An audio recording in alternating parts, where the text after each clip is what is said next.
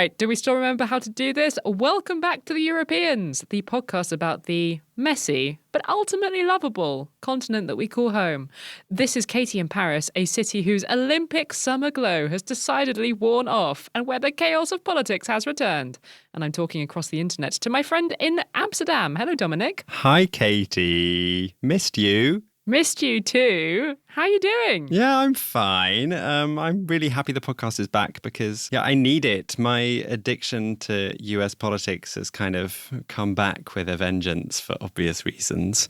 So I really am looking forward to diving back into all the goings on of Europe, and I hope our listeners are too. A bit of a distraction from the madness on the other side of the pond. Yeah, I'm going to drag you back to the continent that you actually live on and refocus things here for a change. How have things actually been over there in Amsterdam? Well, there's actually been a huge scandal making international news over the last few weeks rocking this city that I live in.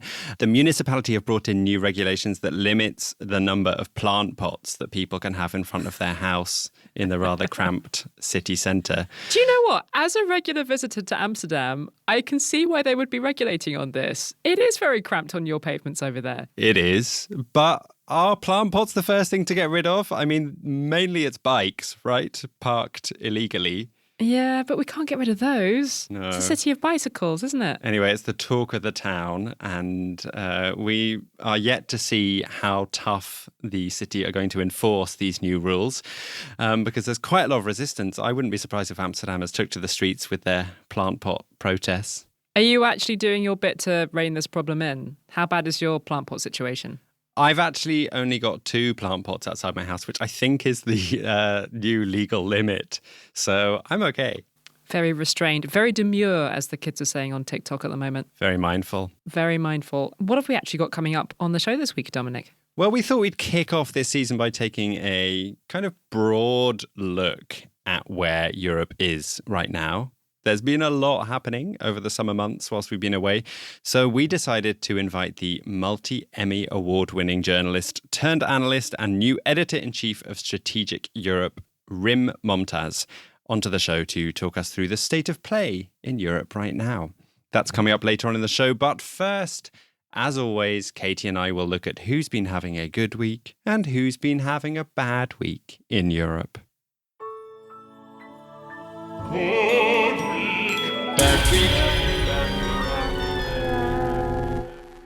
Let's start with bad week. Who are you giving bad week to this week, Katie? I'm giving bad week to Ticketmaster, the ginormous concert ticket sales website, because the European Commission is looking into whether or not the very controversial pricing strategy that has been used by Ticketmaster to make a very large amount of money from selling concert tickets. The European Commission is going to be looking at whether the way Ticketmaster has started doing this in Europe is legal and whether it should be legal. This has been in the news over the past week, of course, because of all the controversy around the much-hyped reunion of one of the biggest British bands of the 1990s, Oasis. Are you a fan of Oasis, Dominic? No. Oh, okay. Short answer. I saw someone on Instagram describing the Oasis gigs as straight pride.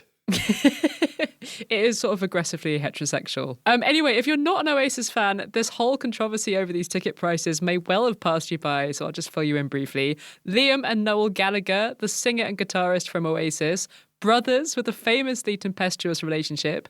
They've spent most of the last decade publicly insulting each other, and the band had this very angry breakup in 2009. And because of all of that bad blood and drama, it was huge news in rock music land when the Gallagher brothers announced at the end of August that the big fight is over and that Oasis would be returning next year for a series of massive stadium concerts, all of them in the UK and Ireland for now. This, of course, led to general hysteria among Oasis fans over how to get tickets for these concerts. And when they finally went on sale Saturday before last, for most people, the screen just said, you are person 55,000 in the queue. And then they got nowhere. Fans kept trying for hours to get tickets, in a lot of cases all day. And here comes the properly controversial bit. What happened for a lot of the fans who did manage to get through and get the opportunity to buy tickets is that the Ticketmaster website then casually announced to them, well done for getting this far. Because demand is so high, the tickets that were listed as being on sale for £135, they're now actually £355 or €415 for one of the tickets in Dublin. These are standing tickets, by the way. You don't even get a seat. Do you still want these tickets? You've got 3 minutes to decide if you want to, sell your kidney so that you can buy one. So this happened across the board. Lots of fans who did manage to get the chance to buy tickets ended up having to walk away after hours of waiting because they just couldn't afford them at that price. And even for the ones who did decide to pay, understandably, it's left quite a bitter taste in their mouths. That does sound really annoying. If I was an Oasis fan, I would be royally pissed off. How are Ticketmaster justifying this money-grabbing decision? They've basically said, and I'm paraphrasing here, suck it. This is just how capitalism works. What do you expect us to do in a situation where there's crazy demand for something and limited supply? This is a market. The thing that everyone wants goes to the people who are willing to pay the most for it. And that's how it would work if you were trying to book a hotel room for a date with really high demand, right? Or if you were trying to take an Uber home from a nightclub on a Saturday night. The price goes up if there's high demand and limited supply. Ticketmaster have also pointed out that they don't use this kind of pricing without the permission of the bands. So if you want to blame someone for this, maybe you should be blaming Oasis, who are apparently quite happy to make loads of extra money for themselves with this exorbitant pricing, along with Ticketmaster. I mean, there must have been a reason why they decided to drop their decades-long feud. Yeah, I think maybe Noel's very expensive divorce might have had something to do with it. But can I ask a question? Is this actually legal? Is Ticketmaster allowed to do this dynamic pricing thing, even if it's very controversial? So here's the interesting thing. Dynamic pricing itself is legal, both in the UK and the EU. And both of those jurisdictions are involved in this huge Oasis controversy because even if most of the tour dates are in the UK, 2 of them are in Ireland. So it is legal. However, in both the UK and the EU, there are quite rightly consumer protection laws in place, which mean that companies are required by law to be transparent with their customers about their pricing. There shouldn't be any nasty shocks. And what the Oasis fans are saying is that when they logged on to buy the tickets, there was no communication from Ticketmaster saying, oh, by the way, if demand for these tickets turns out to be really high, there is a chance that the price of a ticket that was originally on sale for €100 will actually end up being multiple times that. If Ticketmaster had communicated that clearly from the beginning, there are quite a lot of people who wouldn't have spent 7 hours in this online queue in the first place. So in both Ireland and the UK, the regulators are looking at whether Ticketmaster has broken the rules around being transparent with your customers about the price of something from the beginning. And they've certainly had hundreds of official complaints from fans who say that this wasn't the case. And in both jurisdictions, the regulators have said that they're going to look again at whether the rules around ticket sales generally need tightening up. The European Commission have said they're going to look at this as part of a quote-unquote fitness check of EU consumer laws that's being rolled out over the next few months. Dynamic pricing has actually been around in Europe for things like plane tickets and Uber for years already, but it's actually pretty new for concerts. Ticketmaster, which is an American company and by far the biggest of its kind in the world, they only announced in February that they were going to start properly rolling out this dynamic pricing strategy outside the US. So there's still a few grey areas around how dynamic pricing should be done legally here. There is notably, under EU law, a ban on, quote, the imposition of excessive prices by a dominant company. And this Oasis ticket scandal is definitely a situation where there was a dominant company because you could only buy the tickets from this one website, right? Interesting side note, if Ticketmaster do end up getting officially accused of monopolistic behaviour in Europe, it won't be the first time. Their parent company, Live Nation, is actually already being sued by the US Department of Justice for monopolistic behaviour and thwarting competition. So they're in some hot water on both sides of the Atlantic. Thanks to my US election obsession, I actually know that it's one of the bugbears of Alexandria Ocasio-Cortez. Yeah. She's very critical about the fact that the merger with Live Nation and Ticketmaster was allowed to be approved. I actually think it's quite a good populist vote winner. Me having too. A strong position on Ticketmaster. Left-wing parties of Europe, This is going to be the policy that's going to unite you and unite the people behind you and stop the growth of the far right. Yes. I find it really sad, actually, that tickets for gigs are getting so expensive. And it's even more depressing because there's also this other mini scandal that I noticed that some of these Oasis tickets are now being resold on other websites for thousands of pounds, right?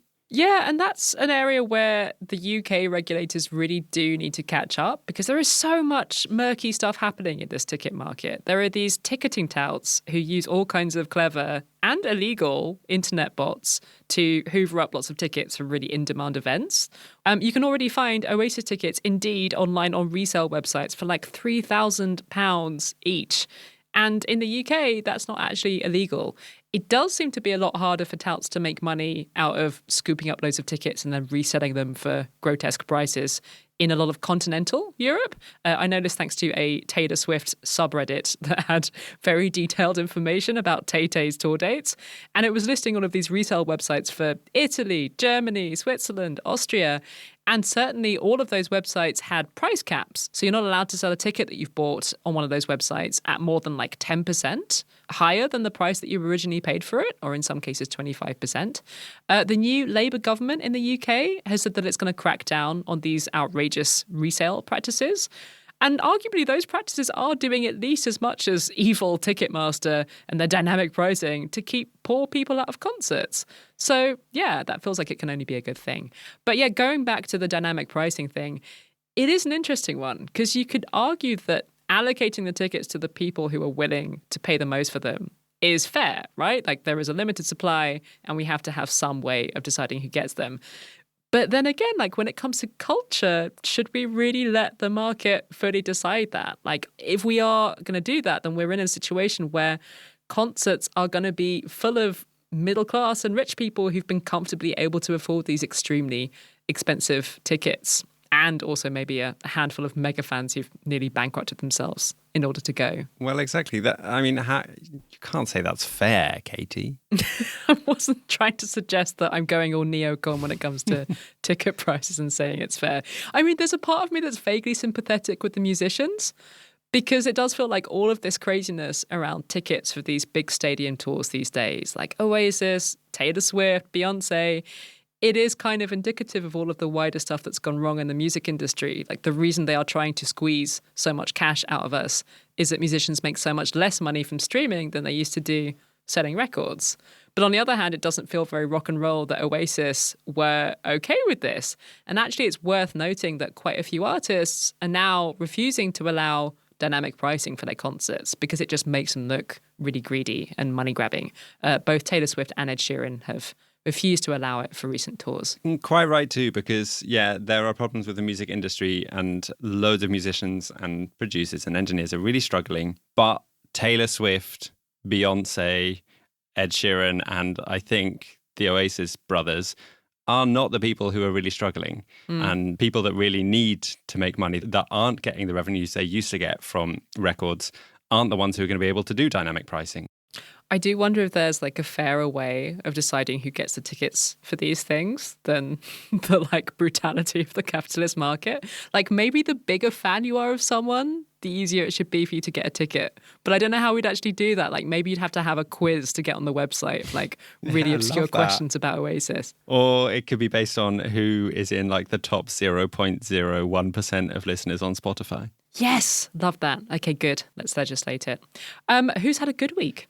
I'm giving good week to Swedish children, I think, after Sweden's public health agency announced new guidelines to limit the amount of screen time that children should have each day. I'm not sure the Swedish kids themselves are going to agree that this is great news for them. I'm assuming your take is that in the long run, this is good for the kids, much like eating their vegetables. Exactly, yes. I'm sure many kids will not be thrilled about these guidelines, and I get that. But I do honestly wish for kids growing up today that they spend more time playing outside, being with friends, or generally just doing things that are not just staring into a screen. I also wish it for myself, to be honest. So maybe I'm projecting. I also feel like I should stress that I am not a parent, and I imagine all parents listening will have done much more research into this topic than I have, both in terms of real lived experience and all the many advice columns there are on this topic. And I do not judge anyone listening for the way they manage their kids' screen time, because I think you're all superheroes. Parenting seems very hard, and screens are clearly a part of our lives for good and for bad. And I know that managing that screen time is one of the big battlegrounds for many families. So I hope these new Swedish guidelines don't make people feel bad.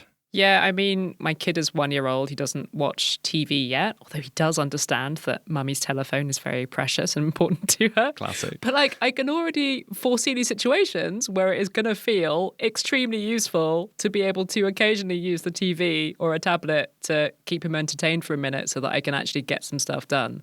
How much screen time are the Swedish authorities saying that kids should actually be allowed? Well, let's start with the youngest. They say that kids under the age of 2 should have no screen time, none at all.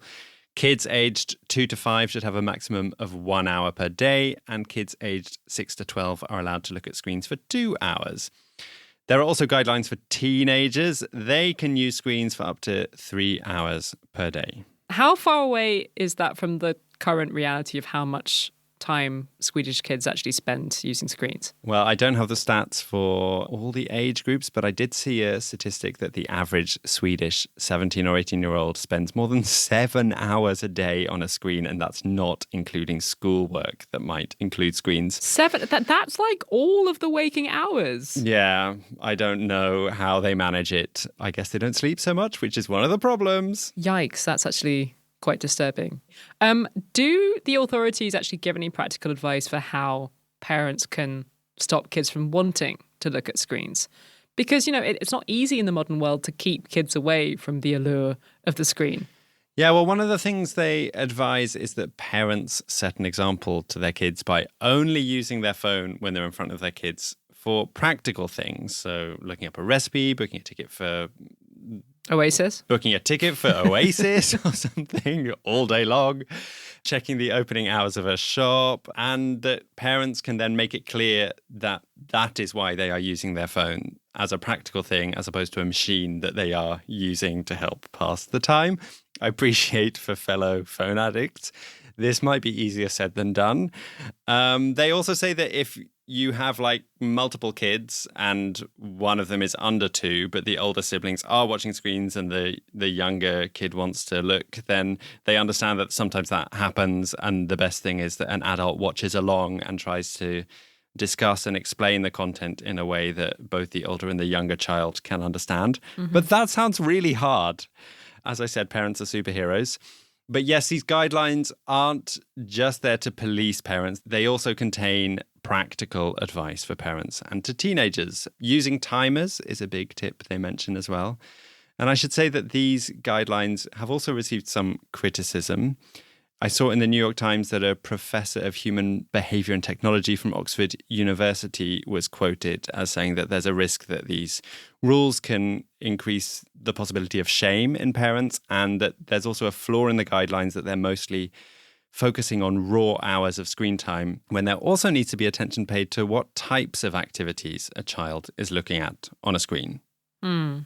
But these are guidelines provided by the health authorities in Sweden, so presumably they are based on science, right? They're not just random suggestions. Like, what actually is the science behind this idea of restricting screen time for kids? Good question. The Swedish authorities do refer to research and scientific studies that show that screen time can lead to worse sleep, that too much screen time can affect kids' mental health, how it can stop them doing other activities that are so important for development. Physical things, social things, educational things.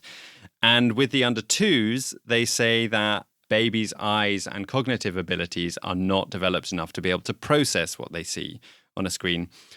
Although I should point out that they do say that it can be okay for a child under 2 to have the occasional video call with a relative or to look through photos with an adult, which I'm very pleased about because I've got 2 tiny nephews and nieces who live back in the UK, and I really like video calling with them. Oh. But yeah, the scientific research in this field is kind of what you'd expect, but also it's not totally easy or possible to conduct very rigorous scientific studies on this topic that's going to give you like a definitive answer of how much screen time your child should have for various reasons. If you're interested in diving into that rabbit hole, I would recommend a really good blog post from the economist Emily Oster on why it's so hard to know exactly what an okay level of screen time is for your kids and why it's such a difficult area to study. I'll link to that in the show notes if you're interested. I really like Emily Oster's website. It's very good for people who are both parents and nerds. It really fills that Venn diagram. Perfect for you. Perfect for me. But I feel like a lot of the burden of responsibility over screen time is placed on the parents. But actually, I think the tech companies also have some responsibility over the health of young people, because the idea of trying to keep kids on their apps for as long as possible and making them addictive, that is like specifically built into the design of their algorithms. Yeah, you're absolutely right. And that is something that the Swedish health authorities also discuss in this new report. There's a whole chapter on it. And they stress that the tech companies really need to comply with existing legislation and that young people should not be exposed to algorithm or design that stimulates increased use. They say, for example, that push notifications should be turned off by default and that the user should be able to set how much screen time they want for a certain app, game, or platform. The agency is actually pretty tough when it comes to how it talks about the tech companies' responsibilities. They say children's health is paying the price for tech companies' profits. That said, I think I should mention a very important nuance, and that is that the Swedish health authorities do not include listening to podcasts or music as screen time. So everyone can keep feeding the Europeans to their kids. Actually, no, sometimes we swear. Don't do that. There are quite a lot of kids that do listen to this podcast. Hi, kids. Hi, kids. Please keep listening. This podcast has proven to be good for your health. I'm curious, how does the Swedish advice compare to other European advice about screen time for kids? Is it more strict? Yeah, this is interesting. And it's an indication of how difficult it is to have like clear scientific research on this topic because, for example, in your country of France, where earlier this year Macron released a 3-month scientific study that he'd commissioned into screen time for kids, they concluded that kids up to the age of 3 should not be exposed to any screens and that children under 11 should not have mobile phones. In Ireland, it's less than in Sweden. They say kids under 18 months shouldn't have access to screens. So yeah, there are different guidelines in different countries. There have also been various attempts to ban mobile phones from schools across Europe over the past year. Some of these bans have actually come into force this week as schools start back, for example, in Greece, where kids now are not allowed to take their phones out of their bags during lessons. There's a Dutch phone and tablet and smartwatch ban that's just been extended to primary schools this term. There are also trials happening in 200 middle schools in France about a ban. There's a ban coming in Italy. And Hungary has a new smartphone ban, which actually led to protests in the street, not from kids who wanted to be able to take their phones out of school, but because a head teacher of a well-known high school in Budapest was forced to resign for refusing to implement the smartphone ban. Wow. It's quite an interesting story because the protesters, backed by the biggest teachers' union, are very wary of this government bill banning phones. They say it's not flexible enough and that schools haven't been properly consulted when designing this bill. The protesters say that the dismissal of the head teacher was a political hit job, that he was forced out of his job for political reasons, not for professional reasons, and that the government was making an example out of him. Intriguing. And I know, having talked to some teachers about policing smartphone use in the classroom, that if you're not careful, it can become too big a job. It can take over so much of a teacher's hours in the classroom that they don't have time to teach. So whilst I think we're all in agreement that less phone time in classrooms is good, let's make sure that teachers are listened to about how best to manage and design this policy. Sweden is yet to implement a national policy for screen time in schools, but apparently that is also on its way. So for now, good week for Swedish kids who will hopefully not spend their entire childhoods with their faces in screens. Unlike you, doom scrolling about the US elections.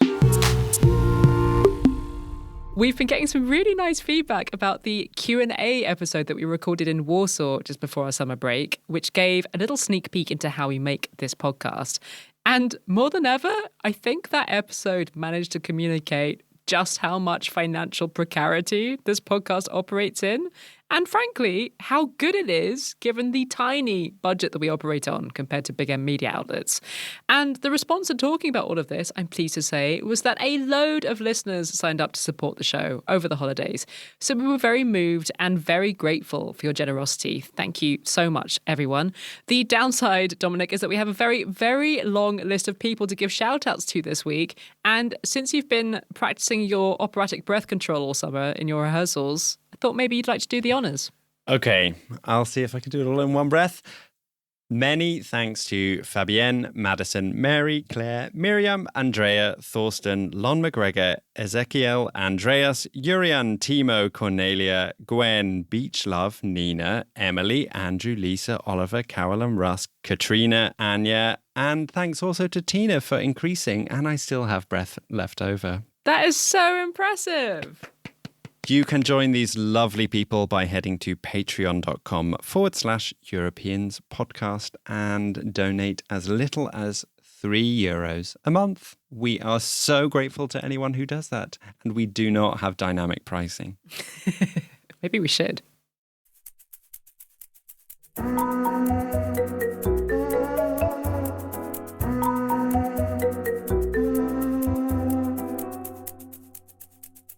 So, Dominic, as someone who's been singing all summer, you're decidedly not filled with what we call in France the spirit of the rentrée, which is this back-to-school energy, I'm guessing. Oh, yeah, definitely not. When was summer? When was the summer holidays? What is summer? Somebody who is filled with a bit of a back-to-school spirit is our guest this week, Rym Momtaz, because she just started a new job last week. A lot of us over the summer have been following politics a little bit less closely than we might normally do, apart from Dominic, who seems to have spent his entire summer glued to his smartphone. Very bad. The Swedish authorities are definitely going to be after you. But we thought it would be helpful to have an interview this week that catches us up on the big things that we've missed over the summer, everywhere from Ukraine to France.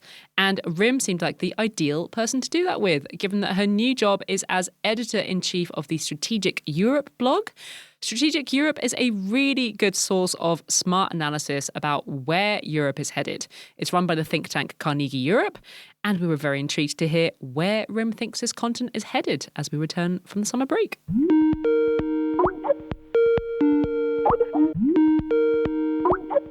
Rym, thank you so much for joining us. Thank you for having me. Congratulations on the new job. I saw on Twitter that you were gifted a very large Toblerone on your first day of work. Well, that was, I think, a little bit misleading. The Toblerone, huge, but also custom made, was there. It wasn't for me, though, which was a little bit disappointing. Oh, well, that is disappointing. Because I was going to ask you that apart from getting stuck into your giant Toblerone, what else have you been working on in what was also the first week back after the holidays for lots of other important people across Europe, notably politicians? I mean, I've only been in this job for a week, so I've just been kind of being inducted into it. We published 2 really great pieces. The first one by Rosa Balfour, who's the director of Carnegie Europe. She wrote an obituary for EU foreign policy, which is right up my alley. I like things blunt and kind of thought-provoking. And then we had a very good piece about the weaponization or instrumentalization of the Russian invasion of Ukraine in local and national politics in Europe and in EU countries. And of course, on the day we're recording this, the Draghi report came out. So that's a very big, long-awaited report about basically economic competitiveness across the EU and how much the EU is falling behind, especially compared to the US. So yeah, it's been a very dense return to work after vacation time. Of course, if Americans are listening to this, they don't necessarily understand this concept. But basically in August, no one does any work in the EU and people sort of get back to work, kind of like back to school at the beginning of September. Speak for yourself. I've been rehearsing my opera since the beginning of August. Well, you were all having a holiday, but putting us all to shame, I see. Yeah, well, I'm glad we're all here together today to find out what we've missed while the podcast has been off. And you mentioned Ukraine, and I thought maybe that'd be a good place to start, because one of the biggest surprises of the summer was Ukraine's launch of an offensive on Russian soil. As we speak, Ukrainian forces are still in control of more than 1,000 square kilometers in the Kursk region. How much do you think this has changed the stakes of the overall conflict? You know, this might not sit very well with our Ukrainian listeners, but I don't think in the grand scheme of things, it's moved the needle. And I don't think it was supposed to be a game changer anyways in the conduct of the war. I think at best what the Ukrainians were attempting to do is, as they were getting even more and more stuck in the Donbass, they were trying desperately to find a way to create leverage out of thin air. And that was the attempt with Kursk. Now, whether that is going to end up being the case, it's too early to tell.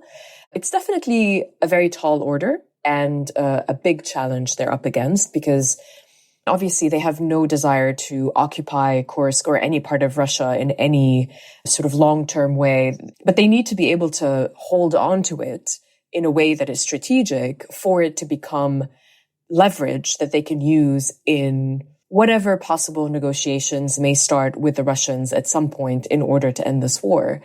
It's going to be interesting to see if they're able to do that. You know, it's not a given because the Russians can encircle them there. They can continue to lose territory as they have been in the Donbass. It was a big swing that they took, which you have to do when you're in the situation the Ukrainians are in. But whether it's going to end up being positive at the end of the day is looking a little bit less sure. Is there anything on the horizon that the EU is considering doing that could help strengthen Ukraine's position right now? I mean, you know, the EU and European member countries have been talking for, 2 years now about providing Ukraine with the kind of support it needs as long as it takes. And I have to say, I've had an issue with that from the beginning, because what was needed wasn't as long as it takes, but providing Ukraine with the capabilities it needs to win as fast as possible. Not as long as it takes.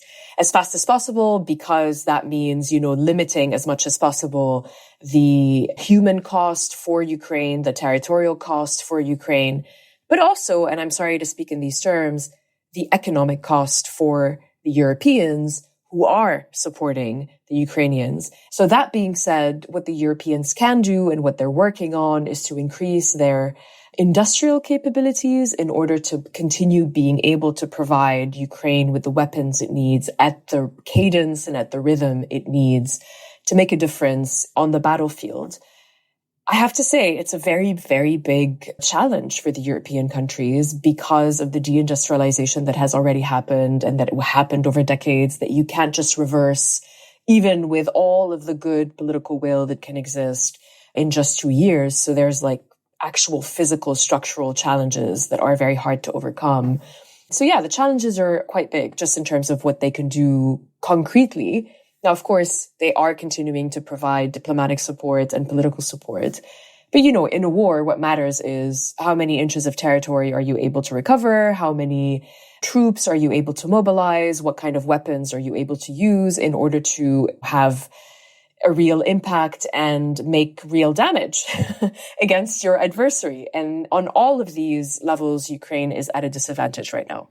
So this is going to be one of the many challenges that the incoming European Commission are going to have to deal with. And one person in Europe who's been having a very busy back-to-school period is Commission President Ursula von der Leyen. She's been busy trying to put together this team of new European commissioners, and she doesn't seem to have been having much luck. It looks like she's going to fail in her aim of having a gender-balanced commission because so many countries insist on sending men to Brussels. And in general, it looks like her team isn't likely to be in place till December. Is that going to cause her major problems in terms of actually being able to get stuff done?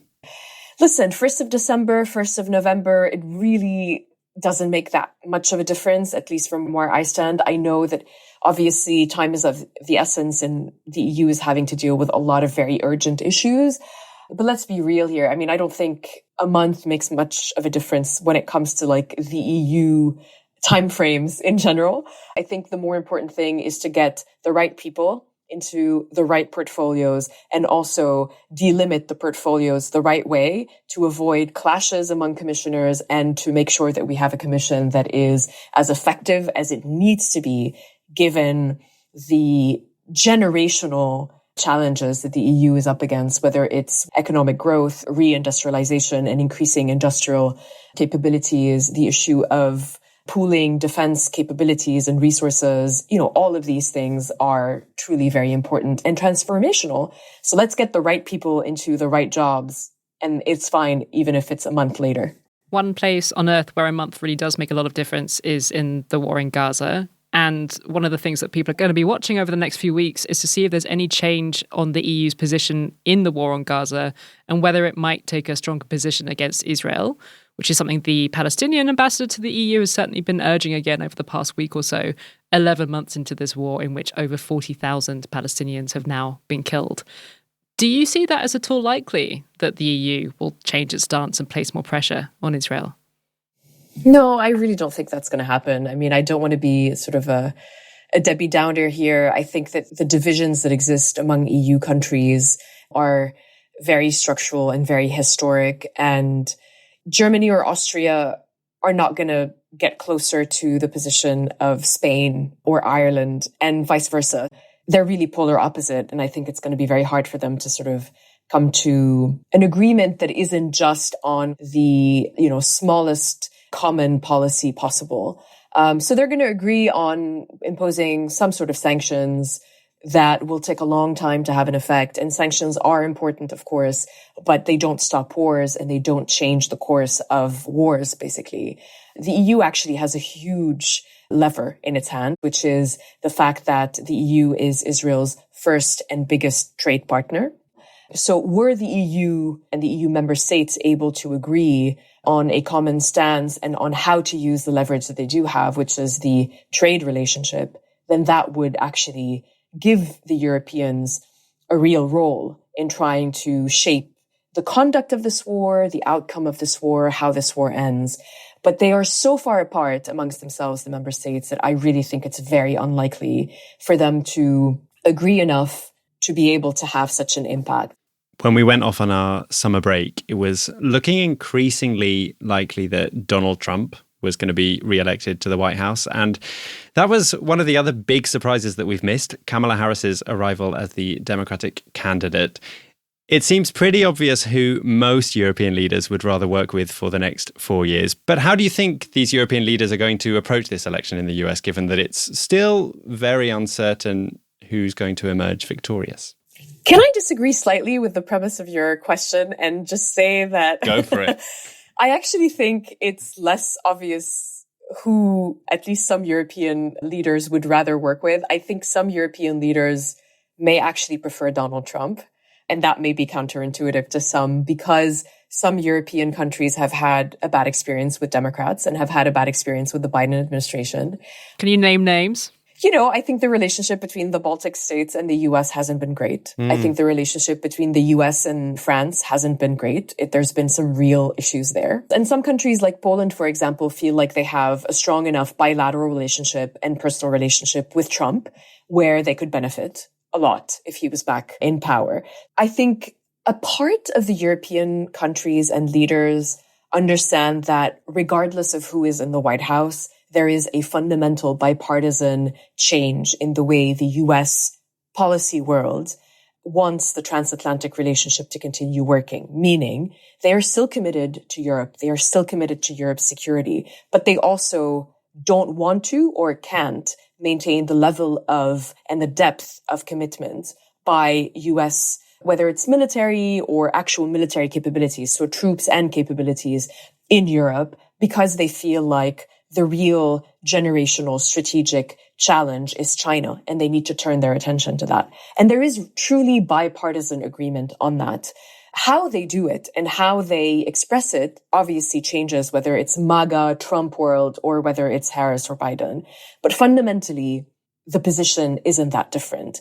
A part of the Europeans recognizes this and thinks that it is time for the Europeans to do more for themselves. Obviously, France and Macron are leaders in that, but he's not alone. Like the Baltic states are also on that same wavelength, and other countries as well, by the way, like Poland also understands that there needs to be an investment in at least sort of the defense capabilities in Europe.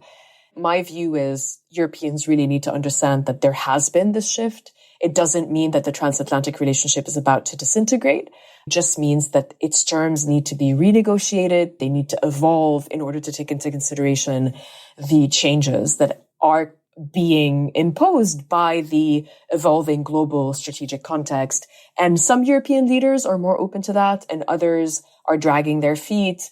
But I think the end result is going to be the same. Europe is going to have to do more for itself. You are a former Paris correspondent, and I know you still keep a very close eye on what's happening in French politics. We now have a prime minister after a summer without one, and it is Michel Barnier. A lot of our listeners will recognise his name as being that guy who led the Brexit negotiations for the EU. He is also a figure from the right off the back of messy election results in which the left came top.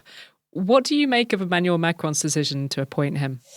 Yeah, so that was a very interesting 2 months, right? Like no one was expecting this kind of instability and uncertainty in France. And there we are, Macron always keeping us on our toes, not necessarily in a good way this time around. The appointment of a right-wing or a right-leaning prime minister by Emmanuel Macron, to be honest, didn't surprise me. I would have been much more surprised had Emmanuel Macron appointed a left-leaning or a leftist prime minister, because my assessment is that his main priority in choosing his prime minister is making sure that he was going to be able to preserve the financial and economic reforms that he has worked on and instituted since 2017, especially his pension reform. And it was very clear that the left had made it one of its priorities to try to tear apart or change and amend his pension reform, and he wasn't going to have that. That's part of his legacy. That wasn't surprising. What I found to be a bit of a turning point in French domestic politics is that in his choice of the person he appointed, he has de facto turned the far right and Marine Le Pen, the far right leader, into the kingmaker in the French parliament, which is, an unprecedented situation. And I just want to be clear here. By no means am I saying that Michel Barnier is of the far right. He is actually a traditional conservative. And yes, he has hardened his position on migration and on security, but that's not because he's becoming far right. That's because the mood in France is actually moving to the right when it comes to immigration and security. But he is beholden to the far right in terms of the no confidence votes that will come up at some point, either in the very near future, if he can't get a budget passed by the end of October, November, or in the slightly more medium term before June, which is the next time Macron can call for parliamentary elections. We'll have to see how long they can keep going. Macron, he has 3 years left in the job, and he seems to have relished being the most visible, if not the most influential European leader for most of his presidency. With all of this political uncertainty that you're talking about, can he still lay any claim to that role of being the most influential leader in Europe? So you're right to say that he's diminished compared to how shiny and bright he was in 2017 and 2019 and even 2021. But what is benefiting Emmanuel Macron in one way is a continuity of something which he's benefited from since 2017, which is that he is, whether you agree with him or not, whether you agree on everything he does or just 50% or less or more, he is the only European leader who takes the time to lay out grand visions and ambitious projects for the EU. And every time he has given a big, ambitious speech about the EU, whether it's on strategic issues or on more economic issues or on health issues, there hasn't been another leader who has stepped up and said, "Thank you, Emmanuel. Interesting food for thought, but this is how I see things." And that has basically given Emmanuel Macron a huge carte blanche. Like, he has completely dominated that scene. And today we are unfortunately in this difficult situation where Germany is going through a fiscal and political crisis, and France is actually also going through a fiscal and political crisis at a moment when the US is in transition, the war in Ukraine is at a critical moment, and where the competition with China, not to say the adversity with China, is at a moment of inflection. And we need real leadership in Europe.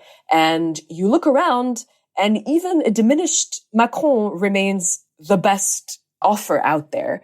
And I don't think that's great for the EU. So hopefully Macron is able to recover some of his sheen after this self-inflicted wound that was the dissolution of his own parliament.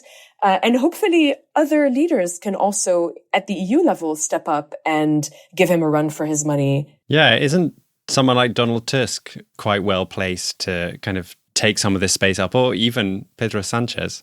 Yeah, absolutely, of course. And you would have expected Scholz to have been able to do that, and he's been disappointing on that level. But you're right that even Donald Tusk has been slightly disappointing in the sense that he is a big ideas person and he knows the EU inside out, but he hasn't done that yet. Maybe he's planning on doing it in the coming year. Let's see. Looking ahead, Rym, is there anything that we haven't talked about today that you think is probably going to be keeping you quite busy in your first months of the new job? Yeah, I would say this whole challenge when it comes to the nexus between the economic fiscal side and the industry. So definitely whether the EU and member states will be able to scale up, consolidate the industries that need to be consolidated. These are definitely things that I'm going to be thinking a lot about.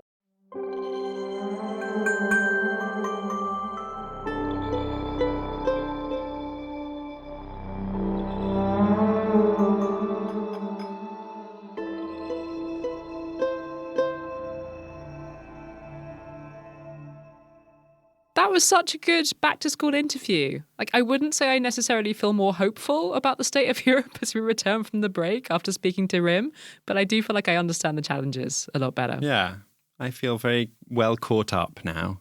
I feel like everything she was saying around competitiveness and industry in Europe is something that we don't really talk about enough on this podcast because it's really hard to find a non-abstract way of talking about it.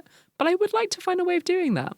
I'm going to go away and read Mario Draghi's report that came out this week and try and understand it a bit better. Or maybe I'll read the summary. Oh, good, because it's 400 pages long. That's a good way to avoid some screen time.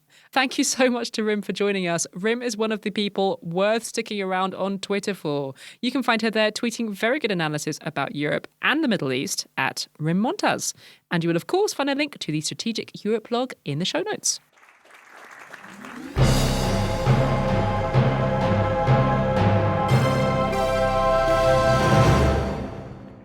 It is the return of the Inspiration Station. What have you been enjoying over the summer, Dominic? I thought I'd recommend one of my favourite reads from the summer that has passed. I read the debut novel of yet another incredibly talented Irish writer who is bursting onto the scene.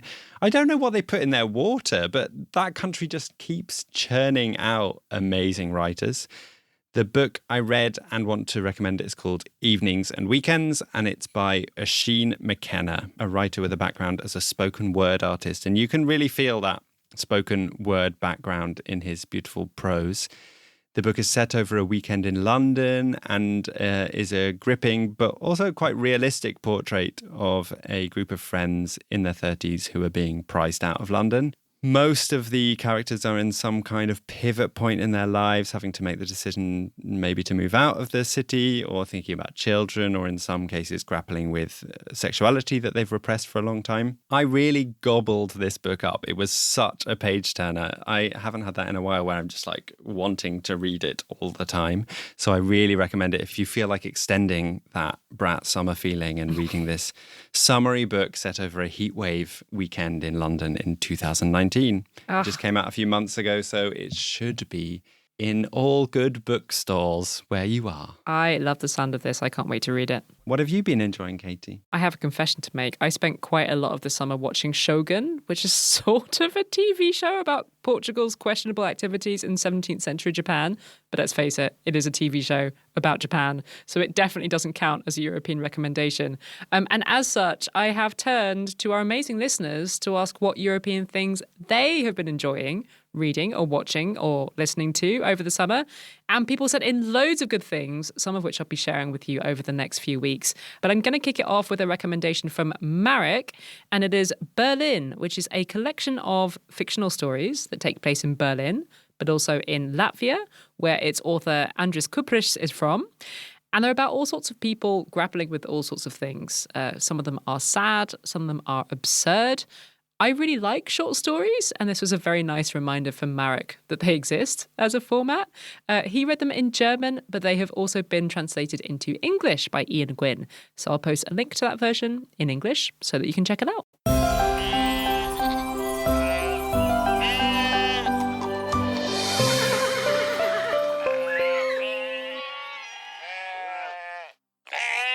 For my first happy ending of the season, I have an amazing story about a bird that was extinct in Europe for 300 years and is now getting a new lease of life thanks to an extraordinary project organised by some pretty inspiring humans.